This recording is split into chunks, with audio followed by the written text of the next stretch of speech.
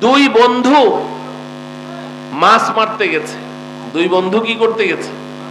মাছ মারতে গেছে। এখন মাছ মেরে যেই পাত্রের মধ্যে মাছ রাখে ওটাকে কি বলে? পাতিল। পাতিল তো সবাই কয়, আপনাদের আঞ্চলিক কোনো ভাষা নাই? ডুলা, খালই, খোলই। আচ্ছা, খোলই। খোলই বুঝেন সবাই? আচ্ছা, আমাদের কুমিল্লার ভাষায় বলে ডুলা। আচ্ছা, খালই আপনারটাই কই, খালই। এখন দুই বন্ধু মাছ মারতে গেছে। দুইজনের কাছে দুইটা জাল আছে, আবার খালই আছে। এখন এক বন্ধু ও যেই জায়গায় মাছ মারছে, ও খালি জাল ফিকলে জাল ভরে ভরে মাছ উঠে, জাল ভরে ভরে মাছ উঠে। আর আরেক বন্ধু আছে, ও জাল ফিকে দুইবার তিনবার জাল ফিকলে একটা দুইটা মাছ পায়, বেশি মাছ পায় না। ভালো করে খেয়াল করেন।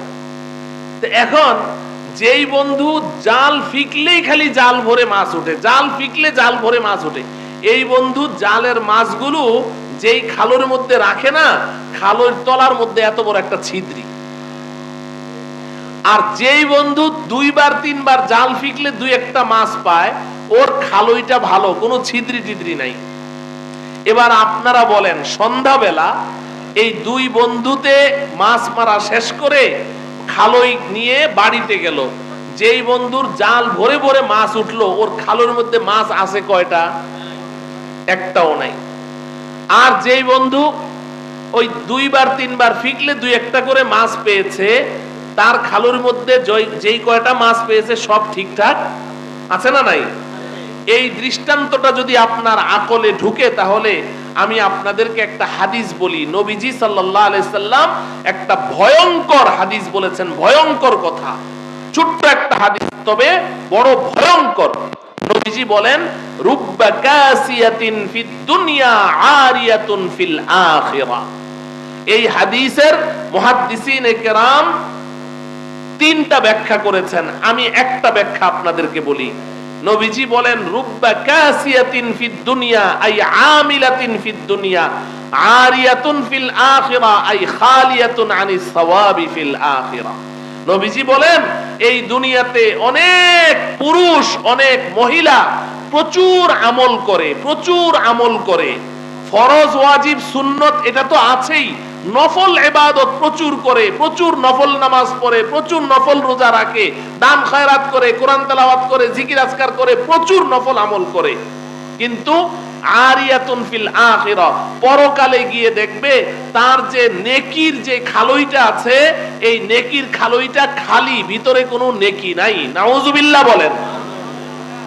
নবীজি বলেছেন বন্ধু, এই কথাটা নবীজি বলেছেন। পরকালে গিয়ে দেখবে নেকি নাই।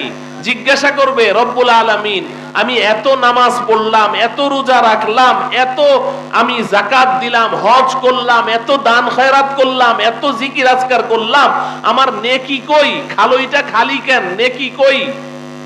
আল্লাহ পাক জবাব দিবেন। যুবকরা শোনো, আমার বোনেরা শোনো, আল্লাহ জবাব দিবেন, রে হতভাগা, রে হতভাগিনী, তুই যে নেক আমল করেছিস, আমি আল্লাহ অন্ধ নই, আমি সব দেখেছি। তোর সব নেক আমল, আমি করার কাজগুলো দেখেছি। তুই নফল নামাজ পড়েছিস, নফল রোজা রেখেছিস, দান খয়রাত করেছিস, আমি তো সব দেখেছি। কিন্তু তোর কতগুলো বদ অভ্যাস ছিল, কতগুলো গুনাহের সাথে তুই জড়িত ছিলি, কতগুলো পাপের সাথে তুই জড়িত ছিলি। তুই যেই গতিতে নেক আমল করেছিস, ওই গতিতে ওই পাপগুলোও তুই করে গেছিস। তোকে যতই বুঝানো হয়েছে, তুই কিন্তু ওই পাপগুলো ছাড়িসনি। তোর ওই সমস্ত পাপগুলো, গুনাহগুলো তোর নেকির খালইটা, এই খালইর তলাটা ছিদ্রি করে ফেলেছে, সব নেকি পড়ে গেছে। নাউজুবিল্লাহ পড়েন। এজন্য একটু চিন্তা করেন আমার প্রিয় ভাই বোনেরা, একটু চিন্তা করেন। যত সামান্য নেক আমল আমরা করি, সামান্য কতটুকু করি, কতটুকু করি, এই নেকিগুলো যদি খালের মধ্যে ঠিকঠাক হাসরের ময়দানে পেতে হয়, আমাকে গুনাহ ছাড়তে হবে, গুনাহ ছাড়তে হবে, ছাড়ার কাজ ছাড়তে হবে। যদি ছাড়ার কাজ না ছাড়ো, তাহলে তোমার নেকির খালইর তলা কিন্তু ছিদ্রি, তুমি কিন্তু পরকালে কিছুই পাবে না।